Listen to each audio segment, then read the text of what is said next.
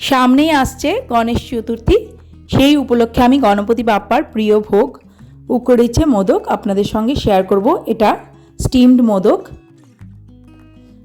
চালের আটা দিয়ে তৈরি হয় আর ভিতরে নারকেলের পুর থাকে। Hello friends, welcome to Sanchita's home Liam.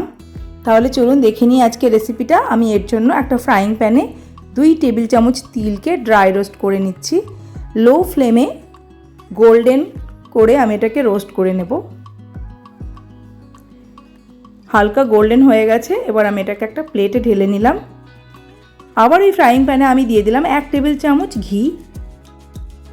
ঘিটা গলে গেলে তাতে আমি দিয়ে দিচ্ছি 1.5 কাপ নারকেল কোড়া। আপনারা এখানে ডেসিকেটেড কোকোনাট ব্যবহার করতে পারেন।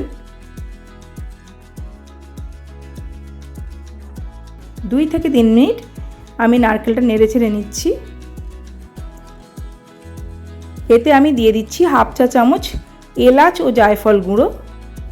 জায়ফল গুঁড়োটা খুব সামান্য দিয়েছি, এলাচটাই বেশি দিয়েছি। এবার আমি এতে দিয়ে দিলাম 1/2 কাপ গুড়।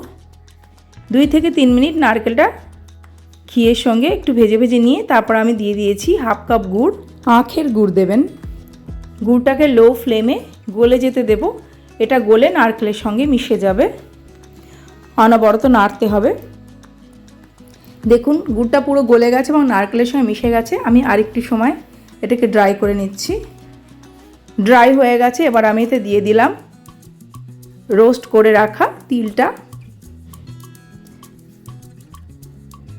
এবার আমি ভালো করে মিশিয়ে নিলাম। এটা পুর, এটাকে আমি আঁচটা বন্ধ করে একটা প্লেটে ঢেলে নিচ্ছি। এবার আমি একটা কড়াইতে দিয়ে দিচ্ছি 1.5 কাপ জল, দিয়ে দিচ্ছি 1/2 চা চামচ ঘি আর 1/2 চা চামচ রক সল্ট দিয়ে ভালো করে মিশিয়ে নিচ্ছি। এটাকে আমি ফুটে উঠতে দেব।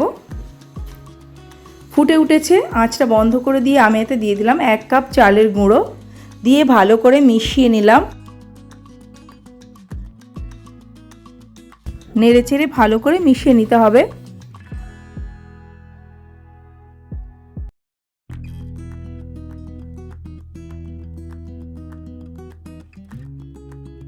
ভালো করে মিশিয়ে নিয়েছি। এবার আমি এটাকে ঢেকে 5 মিনিটের জন্য রেখে দিলাম। 5 মিনিট পর একটা বাটিতে আমি ঢেলে নিচ্ছি।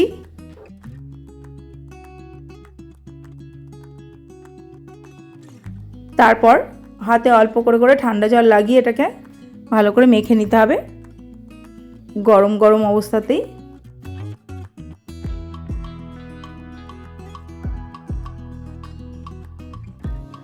হাতে অল্প করে করে ঠান্ডা জল লাগিয়ে আপনারা এই চালটা মেখে নেবেন। হাতে একটু ঘি লাগিয়ে নিয়ে চালের মণ্ডটাতে ভালো করে মিশিয়ে নিচ্ছি। বেশ স্মুথ একটা ডো তৈরি করতে হবে।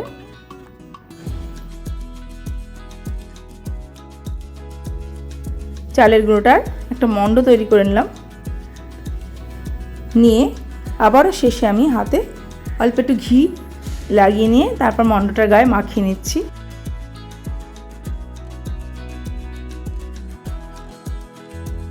এবার আমি একটা মোদক মোল্ডে লাগিয়ে নিচ্ছি অল্প একটু ঘি আর অল্প অল্প করে চালের মণ্ড নিয়ে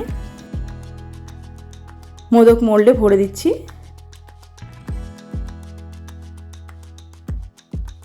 এবার সাইডগুলো চেপে চেপে দিচ্ছি যাতে মোদকের শেপ নিতে পারে আর মাঝে একটা ক্যাভিটি তৈরি হয়।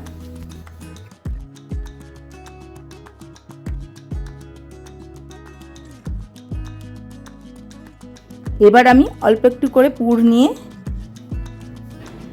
এই ক্যাভিটির জায়গাটা ভরে দিচ্ছি। অল্প করে করেই পুর ভরবেন।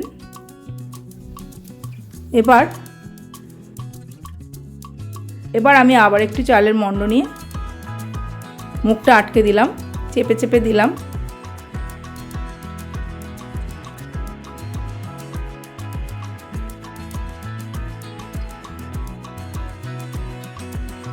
ভালো করে চেপে চেপে দিতে হবে। তারপর সাবধানে মোল্ডটা খুলে বের করে নিতে হবে মোদকটা।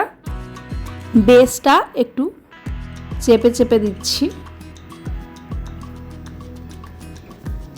আমার চ্যানেলে আরও মোদক এবং লাড্ডু রেসিপি আছে, চাইলে আপনারা চ্যানেল ভিজিট করতে পারেন।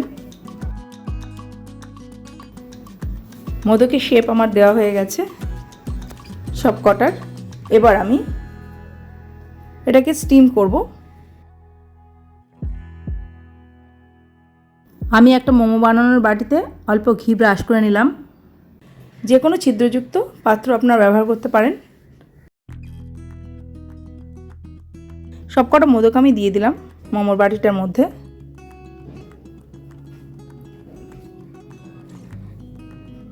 এবার আমি জল ফুটিয়ে নিলাম, তাতে আমি মোদক রাখা পাত্রটা বসিয়ে দিলাম এবং ঢেকে আমি লো টু মিডিয়াম ফ্লেমে 15 মিনিট মতো স্টিম করে নিলাম। তৈরি হয়ে গেছে আমাদের মোদক। আশা করি আপনাদের ভালো লেগেছে। ভালো লাগলে প্লিজ লাইক, কমেন্ট আর শেয়ার করে দেওয়ার অনুরোধ রইল।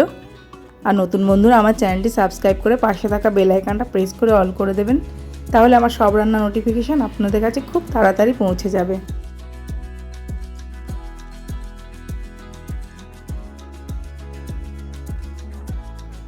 দেখুন মোদকটা কত সুন্দর হয়েছে। আমি আবার অন্য আরেকটি রেসিপি নিয়ে আপনাদের সামনে হাজির হয়ে যাব। এবার আমি একটা মোদক একটু কেটে দেখাচ্ছি।